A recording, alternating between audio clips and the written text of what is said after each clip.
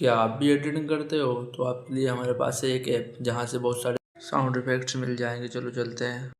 सबसे पहले जाएंगे प्ले स्टोर में जाके सर्च करेंगे मीम। मीम सर्च करेंगे और इंस्टेंट से यही ऊपर आ गया है। अब इसको आगे मैंने पहले से ही डाउनलोड कर रखा था मीम इंस्टेंट बटन। इस पे जाएंगे आप लोग, यहाँ बहुत सारे साउंड इफेक्ट्स हैं, आप सुन सकते हो। oh my God! जो आपकी वीडियो में अच्छा इंक्रीज आएगा ये साउंड इफेक्ट लगाने के बाद। वीडियो पसंद आई हो तो चैनल को लाइक और सब्सक्राइब कर लीजिए।